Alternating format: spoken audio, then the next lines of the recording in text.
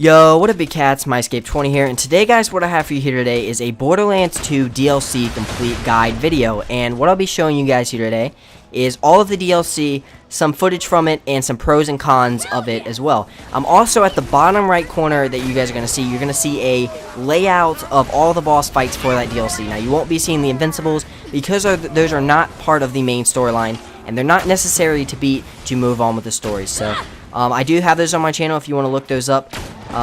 But they're also in the Borderlands 2 playlist. You can kind of just, look around through it and everything like that. But also the rating is going to be on there, and I'll also be giving my recommendation. So let's go ahead and move on to the very first one. So the very first DLC you're going to see right here is Captain Scarlet and her Pirate's Booty. Now, this is awesome. I like this DLC. A couple things we need to talk about definitely, though, is some pros for this is you get a new vehicle. So you kind of get a hoverboat vehicle that, kind of glides on sand and everything like that. It's really fun. Kind of has like an icy, ice mechanic, kind of where, like, you drive a little bit and you don't stop right away. You kind of slide a little bit. It's a lot of fun. I really enjoyed that part about it. And, yeah, I like that. Also, you have Message in a Bottle. Now, what this is basically kind of really gets you into the mood of the DLC. Now, the whole DLC is based on pirates and stuff like that. So, what other than treasure? So, you go to the Message in a Bottle, it tells you a treasure map, tells you where X marks the spot. You have to go find it.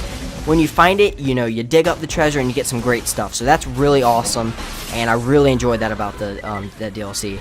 The final pro is it has 2 Invincibles. All the other DLCs and the main storyline only come with 1 Invincible. So if you haven't had the DLC, for instance, wow, I can't even think of what the Terramorphous the Invincible is the original storyline Invincible. So that's basically what this is. It comes with 2 of them. But yeah, if you haven't really found it yet, you can kind of go look around the channel if you want to see all the Invincibles for this DLC. But as you see at the bottom, those are the 4 main boss fights for this thing. So another thing is the con for this is you have too much desert, and that's a problem. One thing that's kind of a shame about it is they don't really use much color palettes. So for instance, like if you ever play Borderlands 1, the color palette you remember is like yellow, dark yellow, brown, light brown, and like dark red. It's really boring and really bland. And besides one area of this DLC, which is called not Oasis, I can't really remember exactly what it is. You'll definitely see it though. Everything is really kind of bland, and it kind of upsets me because it is kind of a little bit depressing. But yeah, it's a great DLC. So my rating for this DLC is a 6.8 out of 10. Me and my friend Josh have come together, and we have decided on this rating, and I'll be doing that for all of them. So I do recommend this DLC, but it isn't my first choice. I'll get into that a little bit later, the ratings of it and the order of it. But there you go. So if you want to see any of these boss fights, go ahead and click on the bottom. They're all clickable, and yeah, that's something really awesome. So let's go ahead and move on to the next DLC. The next DLC is Torx Campaign of Carnage. Now, I really like this one, and I'm going to go tell you why. So the first one is, it is hilarious. I am telling you right now, Mr. Torx is so funny. He does cuss a little bit, but it's beeped out, and the way it's beeped out is hilarious. Like, it is absolutely, I was cracking up the whole thing. It made me want to keep playing this DLC. Also, it also has the easiest Invincible, which is Pirate Pete's Caustic Pirate Pete. And it is very easy. Some people might have a little bit of trouble, but it really is not that hard at all. You just put on the negotiator that gets you immune to elemental damage, and it is so easy. I'm telling you right now, it's really easy. Another thing is it has Pirate's Bar level up. Now what this is basically there's 3 tiers to each kind of thing. They have a race one, and they have this bar one. So you go in there and you fight all the thing, and you get a bunch of XP for killing everybody in the bar. And then for winning, you get additional XP, and you can do this. It's like doing a side quest, a short side quest, over and over and over and over and over and over. But it's really short and very effective. So this is a definite way to level up quickly, is to do this. And also Torx tokens. Torx tokens is a new addition on this DLC, and you get a lot of great stuff. So you get the Duke Nukem, you get the Exploit Unkempt Herald. You get a bunch of different stuff, like some great stuff. Problem though with this DLC is, here's the cons. The enemies were reskins. There really are, all the bandits and everything like that are just kind of reskinned, and everything really just charges at you. All the sandworms are just reskins of other things. Are reskins of threshers. and it's just like, it's kind of depressing because, that's a terrible word to use, like, it's kind of sad because, that's not any better, they're just reskins, think of it that way. So no new stuff really in this DLC, which is a little bit of a shame. And the arena standings could have been better. So what I mean by that is you start off, you're like, you're number 10 in the badass ranking, Mr. Torx says that, and you're like, okay, sweet, you beat the first boss, like, now you're number 2. You know, it's like, alright, there's 4 bosses, you could at least start me at 5, every time I beat a boss, drop me down to 4, and 3, and 2, etc. It kind of sucks because it's like, you're number 100, or whatever it is, and then it's like, random, like, you're number 80, and then you're number, it's not even that high, but you get my point. The standings really don't mean anything, which kind of sucks. So, as you can see, I have recommended this DLC, rated this DLC 8 out of 10, and the reason for that is basically just due to these cons. That's why it's not a little bit better. There's the boss fights at the bottom, they're all clickable, like I said, and yes, I do recommend this DLC. So, next DLC, let's not really talk about it. As you can see right here, it's not looking too good. Pros for this is you get a new vehicle. That's it. There's honestly, like, I sat down for a good 30 minutes with Josh, and that's my friend, by the way, and for those of you who don't know, and it's just really not exciting. I was bored of this DLC, I'm not even gonna lie. Some of the side quests give you good XP, I will admit that. Maybe that's something to put in there, but overall, it's really not a good DLC. I did not enjoy it that much. Things were very boring to me. Bosses were a joke. As you can see, the third boss on the right, this is Dr. Neiman or something, like, I cannot remember exactly, but he's not even a boss. Like, I don't want to ruin it for you, but basically he kills himself. So it's like a joke, and they count that as a boss. And so when it really comes down to it, it says there's 4 bosses, but the other one's a joke as well. So there's really only about 2 bosses, and it's the first one, and then Jackenstein, which is the middle one. That's actually a legit boss. I would actually count that as a boss. So really upsetting. The cons for this, though, is a little bit depressing due to the fact that you need, I mean, the DLC, just to begin with, really short, and the problem with that is it doesn't, like I said, just doesn't last long, and it doesn't have any replay value to me. Also, it has the hardest invincible in there, Vortamorcus, something like that, and I personally struggled a lot with this.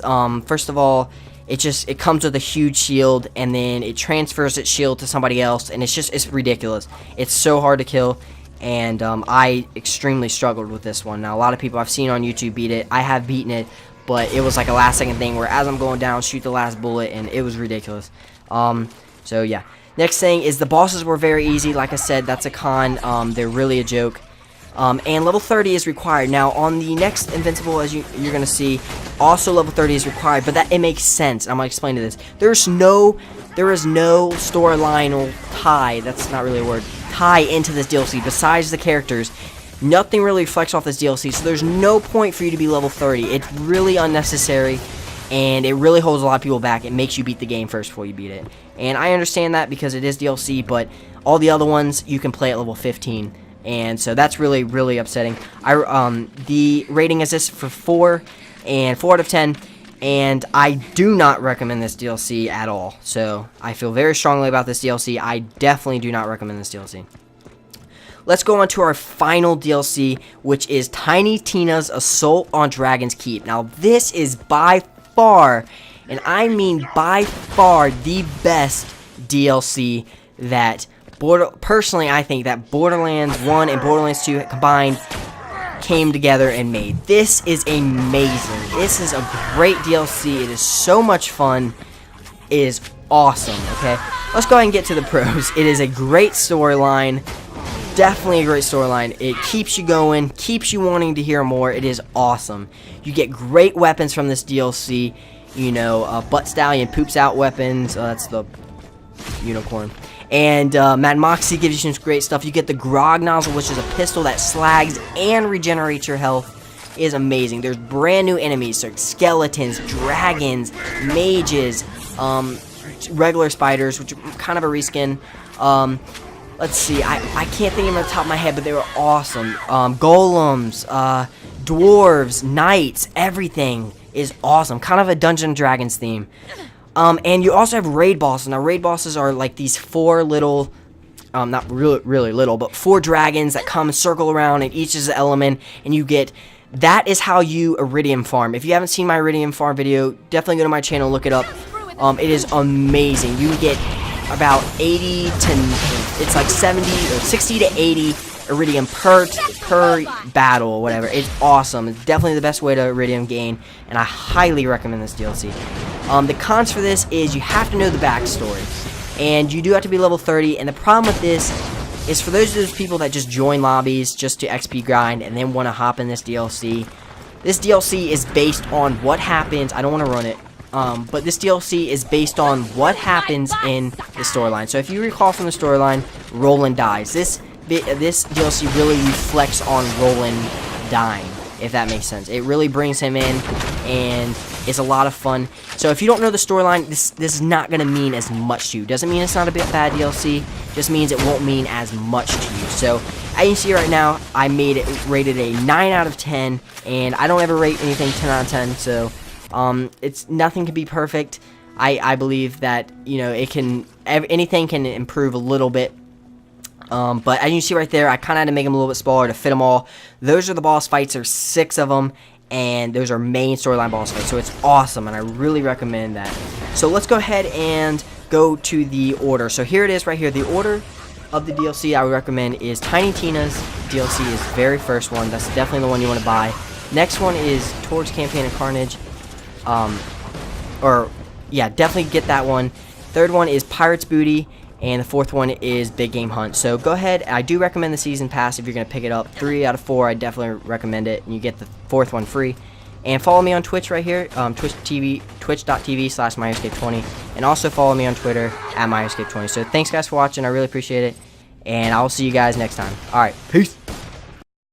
Hey guys, I hope you enjoyed that. Previous video is a Borderlands 2 character skill point guide headquarters, and what that is kind of like this one. I put everything into one place, and you click on the character that you want to see the skill point guide for. So it's very helpful, puts everything together, and it makes it into a short and sweet video. So that's the previous video, and featured video is my enchantment table guide for Borderlands 2. I definitely recommend checking that out. It is in the Tiny Tina's DLC, so the 4th one, and the most recommended one that I am giving to you guys. So if you guys are new to the channel, make sure you're subscribed, and if you want to see more videos just like this one, please leave a thumbs up. Thanks for watching, and I'll see you next time. Alright, peace.